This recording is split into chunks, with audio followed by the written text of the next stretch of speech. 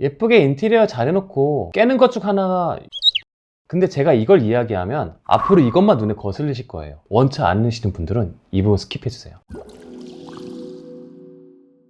안녕하세요.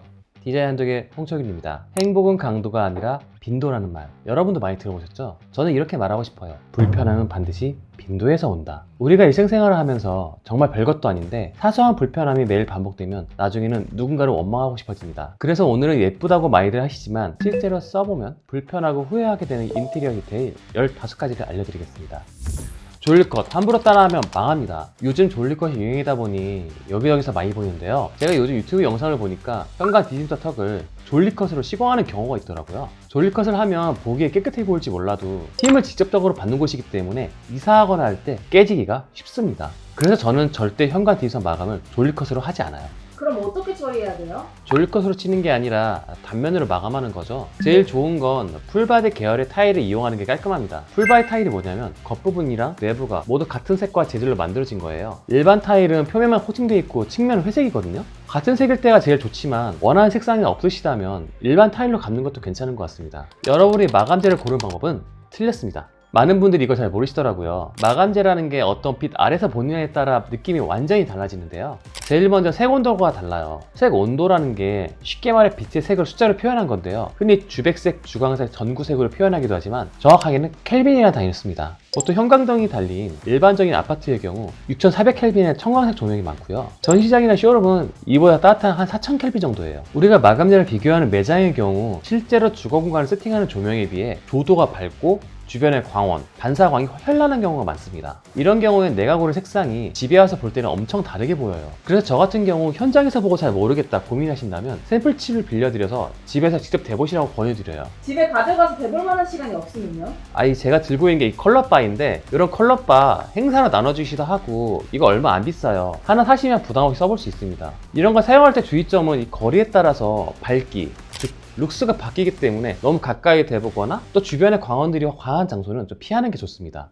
마감재 잘 고르는 팁 좀 더 주실 수 있나요? 우리가 벽지를 보고 고를 때 샘플북을 보고 고르잖아요. 샘플북에서 마음에 드시는 꼭 세워서 보세요. 벽 마감재는 수직으로 시공이 되기 때문에 이렇게 눕혀서 보시는 거랑 다릅니다. 반면 마루는 조명을 직사로 받기 때문에 그대로 눕혀놓고 보셔야 해요. 근데 보통 저희 사무실도 그렇고 상공간은 밝기가 밝기 때문에 집에 적용하면 이것보다는 톤 다운된 모드가 생긴다고 감안하시면 될 것 같아요. 또 도배 고르시는 분들 중에 마음에는 드는데 펄이 미세하게 있어서 선택을 주저하신 경우가 종종 있거든요. 이런 난반살이 일으키는 건 이렇게 세워서 보시면 사라지기 때문에 그런 펄감은 걱정하지 않으셔도 돼요. 또 벽지를 천장에 쓴다고 할 때 오히려 빛의 역광을 받기 때문에 어두워서 보통 천장지는 한 톤 밝게 하는 경우도 많습니다. 그래야 천장이 높고 커 보이거든요. 유리선반, 치명적인 단점 말씀드리겠습니다. 예쁘게 인테리어 잘 해놓고 깨는 것 중 하나가 유리선반이에요. 근데 제가 이걸 이야기하면 앞으로 이것만 눈에 거슬리실 거예요. 원치 않으시는 분들은 이 부분 스킵해주세요. 유리라는 게 기본적으로 옆에서 보면 녹색빛을 띠거든요. 그럼 앞이나 옆에서 보면 이 녹색이 그냥 다 드러납니다. 이게 철분이 들어있어서 그런 건데 크림톤의 모던한 분위기로 잡아놓고 이런 그린빛 유리가 여장 들어가면 무드가 많이 깨집니다. 그럼 어떻게 해야 돼요? 브론즈나 이런 그레이 유리를 쓰시면 좋고요. 유리 선반은 이렇게 위에서 내려오는 조명이 COB 조명들이 있을 때 이렇게 아래까지 빛이 투과돼서 좋거든요.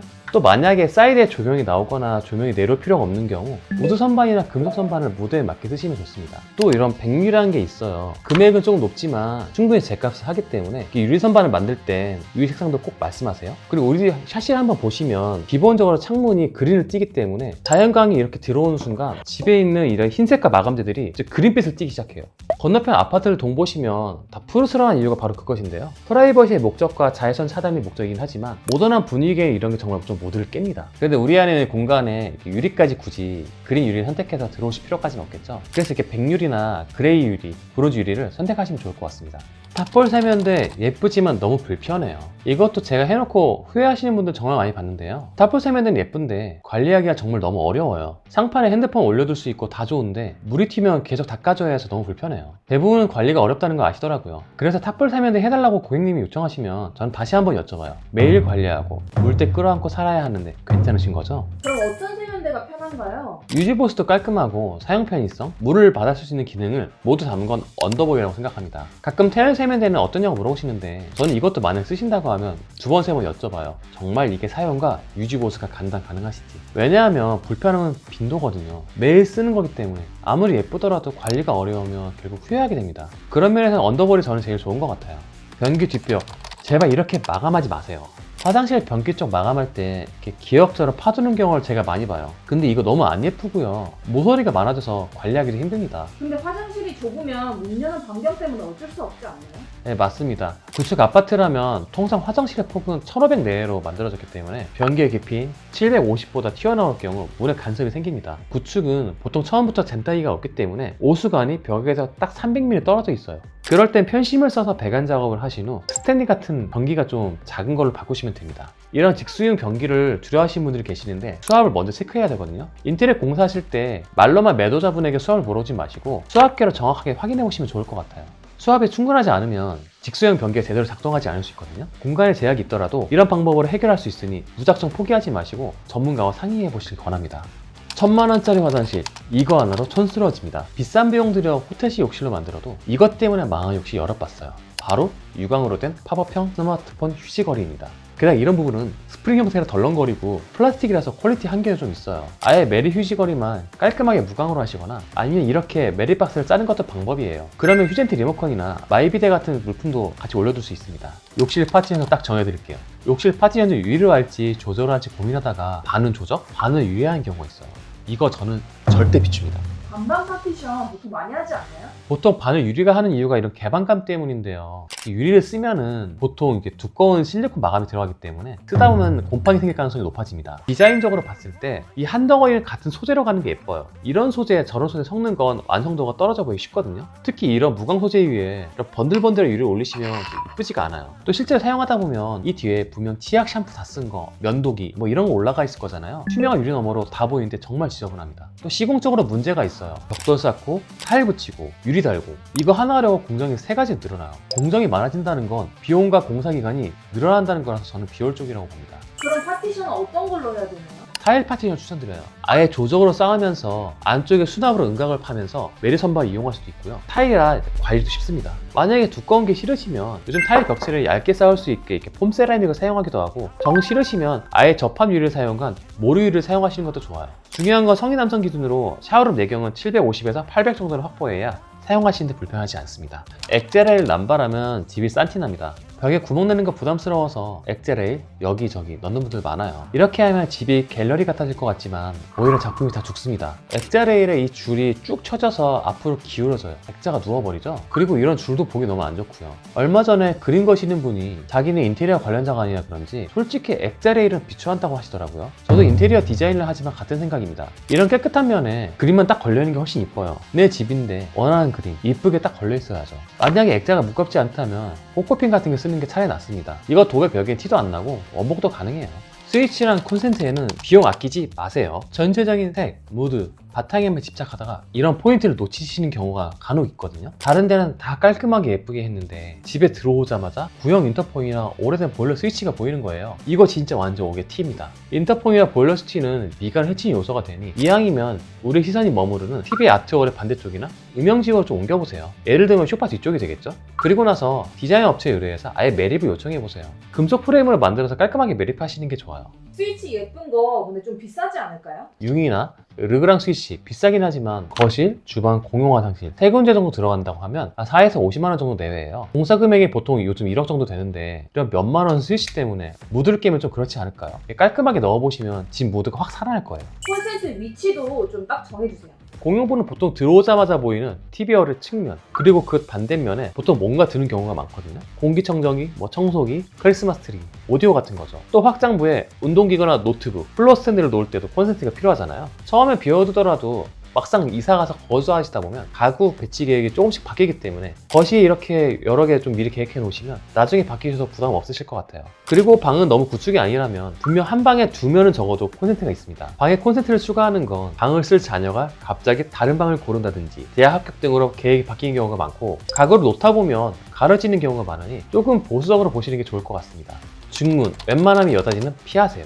현관에 들어올 때 중문을 슬라이딩을 할 수 있는 집들은 축복받은 거예요. 전시에 있는 집이라면 슬라이딩 중문이 무조건 좋습니다. 여다이는 장점도 있지만 단점이 훨씬 많아서 피할 수 있다면 무조건 피하세요. 보통 가성비가 좀 안 좋습니다. 거의 대부분 문을 두 짝으로 만들어야 해서 기본적으로 가격이 좀 높고요. 들어갈 때 당기면 신발에 걸리고 밀어서 들어가자니 가족 구성원이랑 부딪힐 수도 있죠. 양방향으로 만들면 좋긴 한데 여다이 문은 회전 반경이 약 700mm 정도 필요하거든요. 60평에 가까운 큰 평형이라면 여다이 중문 써도 될 만큼 비임석이 크게 많을 수도 있지만 그만큼 신발 놓는 공간이 좁아져서 좀 불편해요. 꼭 여다이 써야 한다면 문을 좀 작게 만들어야 됩니다. 못생긴 필터 수전 이제 제발 그만 쓰세요. 아무리 멋있게 인테리어 해놔도 필터 수전 쓰면 다 말짱 꽝입니다. 특히 구축 아파트에서 녹물 때문에 필터 수전 여기저기 많이 쓰시는데 이거 제발 그만 쓰셨으면 좋겠어요. 눈물 나오는데 그럼 어떻게 해요? 녹물 필터를 보통 한 4, 50년 정도 된 여의도, 압구정, 목동 같은 지역에서 많이 쓰시거든요. 필터 수전은 정말 안 예쁘고 매번 갈아줘야 되는데 이게 주방에 1개, 화장실 샤워기에 2개, 세면대 2개, 세탁기까지 이걸 돌아가면서 가려면 제가 봐도 골치 아플 것 같아요. 차라리 수도 필터를 아예 이렇게 분배기에 달아서 해결해보세요. 우리가 원하는 매립수전이나 한스 그로에 같은 수전들도 편하게 쓸 수 있다는 장점도 있고요. 세탁할 때 옷에 녹물이 번지는 것도 막을 수 있죠.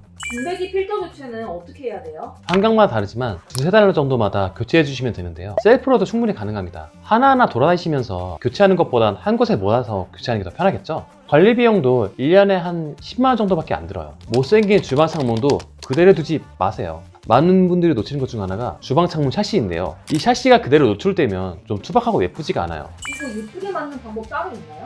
이 PVC 창틀을 그냥 과감하게 빼시고요. 현장에 타일이나 세라믹 쓰시면 로스 부분이 꼭 생기거든요. 그걸로 깔끔하게 감아주면 됩니다. 만약 리폼이라고 하셔도 기존 공틀을 감으셔서 심미스 디자인으로 할 수 있어요. 조명 고를 때 와트 보고 고르면 망합니다. 식탁등이라든지 플러 스탠드라든지 벽등이라든지 이런 디자인 조명 고를 때 와트 수만 보고 고르면 망해요. 와트 높아야 달지 않나요? 일단 식탁등은 유리 커버로 되어 있는 경우가 많아요. 안에 전구가 20W라고 하더라도 유리 커버는 밝기가 50% 이상 감도되거든요. 이런 유리 커버가 있는 조명들은 디자인 조명들이라 원래 밝기가 밝지 않고요. 만약에 이 조명들이 실제로 50W 이상의 밝기를 낸다면 식탁이 밝아지는 게 아니라 눈뽕이 생깁니다. 이 조명빛은 아래로만 가는 게 아니거든요. 그래서 조명의 따위는 룩스로 보셔야 돼요. 조명의 광원에서 1m가 멀어질수록 조도는 4분의 1로 줄어들거든요. 펜던트 주변에 조명을 좀 더 원하신다면 천장에 간접 조명이나 이렇게 COB 조명을 좀 매립하는 게 낫습니다. 또 주변에 스탠드나 은은한 간접 조명을 배치하세요. 뭔가 와트를 올려서 소비 전력을 올리려고 해봤자 열만 오르고 전기만 더 먹게 돼요. 난방 분배기 따로 떼어놓지 마세요. 피디님, 우리 주방이 외국하고 가장 다른 점이 뭔지 아세요? 뭐가 달라요? 싱크대 하부장 딱 열면 난방 분배기가 나오는 거예요. 7, 8년 전 얘긴데 이케아 주방이 한국에 런칭했을 때 스웨덴 이케아 본사에서 저희 현장에 온 적이 있어요. 왜냐면 이 분배기를 보러 왔어요. 스웨덴 사람들한테는 좀 센세이션했나봐요. 외국에서 봤을 때는 주방 설계할 때 이게 상당히 특이한 거라고 하더라고요. 싱크홀 밑에 하부장 열면 하수구 있고 수도 골라 있고 이러니까 잡다한 게 다 있잖아요. 그러다 보니까 어때요? 여기 수납이 잘 안 되는 겁니다. 가끔 이 밑에 공간을 좀 효율적으로 하겠다고 난방 분배기를 따로 떨어뜨려 두는 경우가 있어요. 분배기랑 수도 설비 시설을 이원화하는 거죠. 이렇게 두 군데로 나누면요, 양쪽 다 수납을 거의 못 쓰게 됩니다. 왜냐면 싱크홀 밑에는 어차피 배수 배관이랑 하드웨어가 복잡하게 얽혀있기 때문에 분배기가 없어도 딱히 넓지가 않아요. 그래서 분배기는 웬만하면 싱크홀 밑에 그냥 두시는 게 낫습니다. 뚱능에 맞춰서 장짜면 오히려 수납이 죽습니다. 고객님들 중에 뚱뚱한 냉장고 쓰시면서 여기에 맞춰서 장을 앞으로 빼달라 하는 경우가 있어요. 이거는 없느이만 못해 수납이 됩니다. 뚱내에 맞추면 수납이 커지니까 이거 이득 아닌가요? 뚱내의 깊이가 900 정도 되는데요. 냉장고 장은 보통 깊이가 700입니다. 이 앞을 맞추려면 장을 앞으로 빼서 뒤에 200 정도 로스 공간을 만들거나 장의 깊이를 900으로 만들어야 되는데요. 그렇게 되면 가구를 만들 때 쓰는 자재가 훨씬 큰 게 필요하잖아요. 기성 규격이 아니기 때문에 분명 비용이 훨씬 더 들게 되고요. 문제는 깊이가 그렇게 커도 손이 안 닿아서 제대로 쓰실 수도 없어요. 사실상 수납장으로서의 의미는 좀 줄어든다고 생각합니다. 뚱내 버릴 수도 없고 그럼 어떻게 하는 게 제일 좋나요? 최근에 냉장고를 구입해서 바꾸기 힘들거나 익숙한 가전을 그대로 쓰시고 싶으신 분들은 기존의 700장 깊이를 쓰시면서 최적의 배치를 찾아야 할 것 같아요. 하지만 인테리어를 큰 돈대로 이쁘게 계획 중이시라면 가능하면 분위기와 어울리는 세미 빌트인으로 바꾸시는 걸 제일 추천드립니다.